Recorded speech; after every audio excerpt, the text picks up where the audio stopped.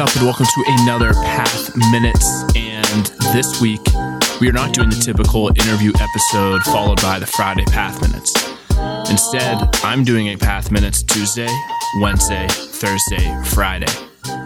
And the reason I'm doing this is last Friday, I started with the foundation of the morning routine. If you haven't listened to that, go back and check that out right now, because that is the cornerstone to this week. And at first I was going to release things following Path Minutes every Friday for the next couple weeks, but then I didn't want to make it very dragged out like that. I wanted to release this information in 1 week because I'm excited about it. It's really cool. A lot of people ask me about it, and it's something that's such a game changer for me. I have this all in my head, and I want to give it out to you. I want to share this with you so you can start getting into your routine and doing it effectively. So again, if you haven't listened to Friday's episode, go do it. It's quick.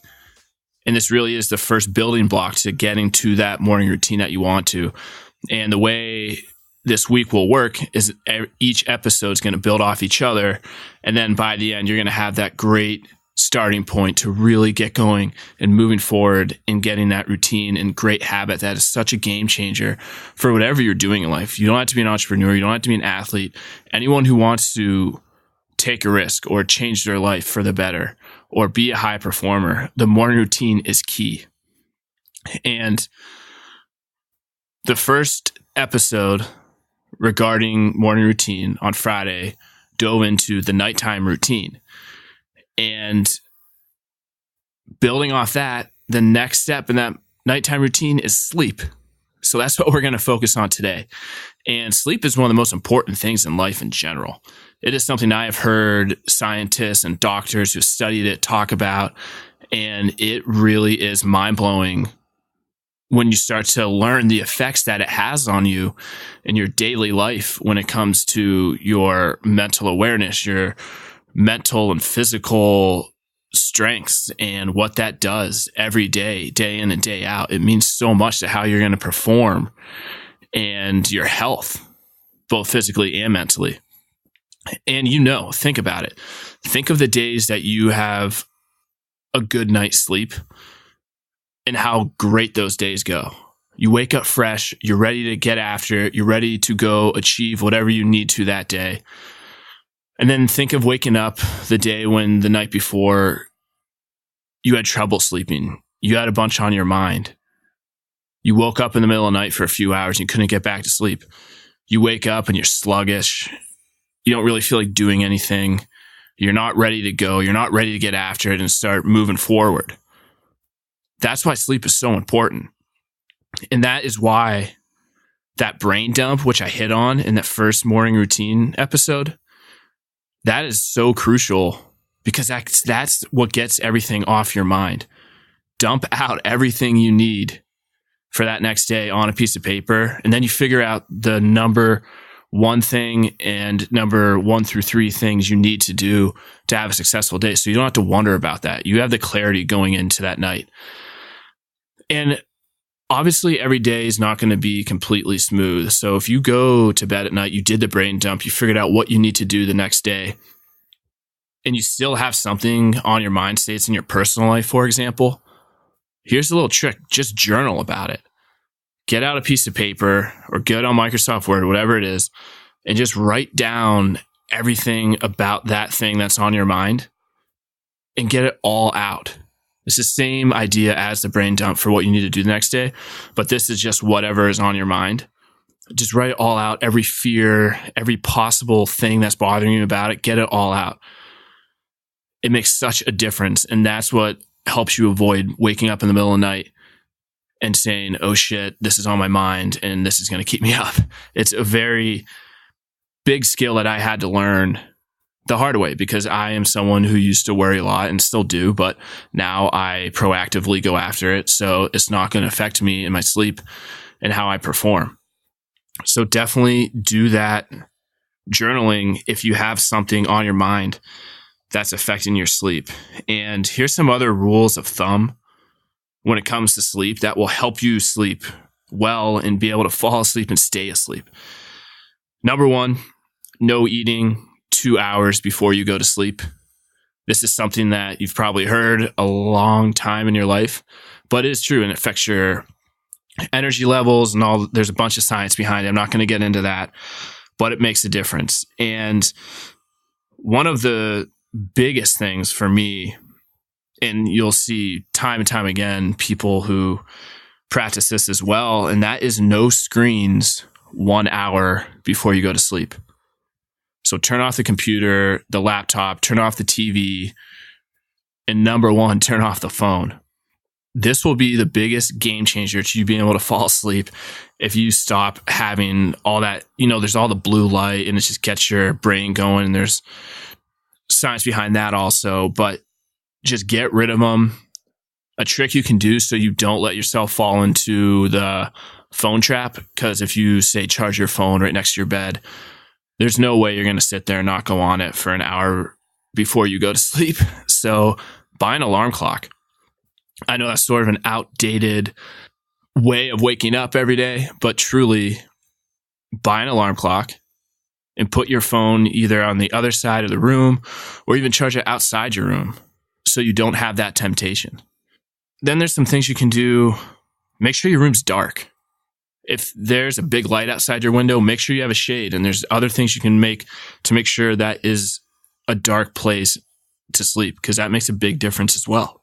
You can even get one of the eye masks. I know a lot of people who utilize those. And then cool air. Make sure your room is cool. If your body temperature is hot, it makes it much harder to sleep and to stay asleep. And then also, what helps you sleep well. So stay consistent with that. For me, I always need to have a consistent noise. So I always have a fan going.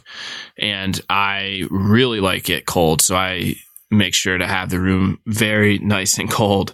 But you know yourself. So prepare each night.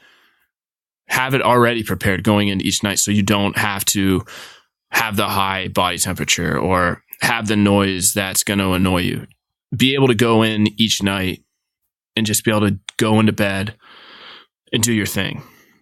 And a huge part of all this, while you're building this routine up, is to stay consistent.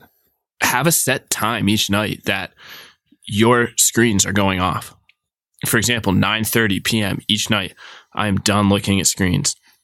And here's what can you do if you're so used to watching TV before bed or going on Twitter before bed? Read a book. This is the number one easiest solution. Read a book.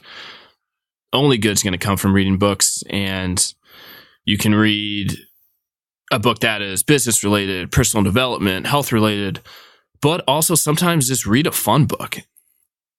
Completely escape everyday life. I like to do that a lot. Read a fun novel at night that you can get into and sort of just have fun with. That's a really great way to get your mind off of everything. And another little trick is listen to a podcast episode that you've already listened to in the past.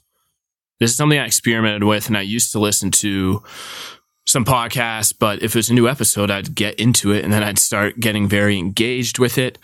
And next thing I knew, I wasn't falling asleep.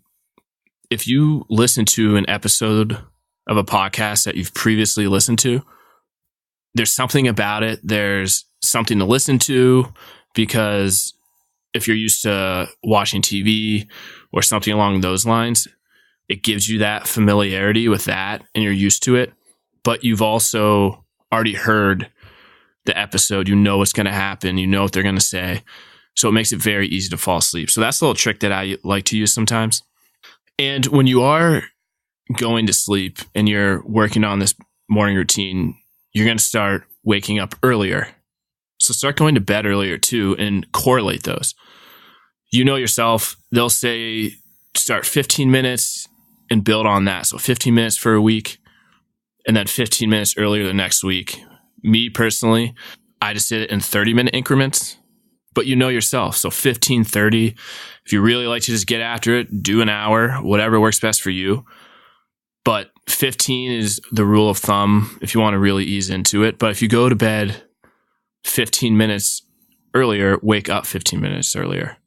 It makes it much easier to not just be all over the place, trying to wake up earlier, trying to go to bed earlier some nights. Be consistent with it and correlate those two. And the last couple points I'll make. 1, don't beat yourself up if you do slip up one night. Just get back into it. Doesn't matter once you get up, throw that in the past. No one's perfect. There's going to be times that you get off your routine. So don't let that deter you from moving forward. Don't build off the mistake. Use what you've already built to move forward and push past staying out late one night or whatever it may be. Second thing, give yourself a break on the weekends. I wouldn't say go crazy with it, but you don't have to try to wake up super early every weekend either. Let yourself have a break. It's good to take time away and not have to be so rigid all the time. I would suggest some, though, if you're really trying to get into it, maybe those first couple weekends as you're building this, get up earlier and start doing the routine. It really helps it become a staple. But again, whatever works for you. If you know you're someone who can pick it right back up on Monday, and for you, it's better to break fully away and mentally, physically just be able to do your own thing for the weekend. Or if you're someone who needs that consistency at the beginning to make that a true habit, know yourself. And last thing, and I'll touch on this more, but you don't have to get up at 5 a.m. Some people do, some people don't. But you don't have to be worried about getting to 5 a.m. If 6 a.m. works for you, great. If 7 a.m. works for you, great. But it's being able to wake up and put this routine to set you up for success during the day. And each person has a different life, a different schedule. You hear a lot about people waking up at 5 and 5:30. If that's you, great, but it doesn't have to be. It does not have to be. I do not get up at 5 a.m. every day. I try to range between 6:15 to 6:45, depending on if I have to stay up late for a special podcast recording or something along those lines. But usually it's 6:15. But just know that don't beat yourself up and freak yourself out that you can never be a morning routine person or never be a morning person because you hate waking up super early. You don't have to get up at 5 a.m. And that is going to end this Path Minutes focus on sleep with the morning routine. Come back tomorrow, Wednesday, for another edition of Path Minutes and the next step in building your morning routine.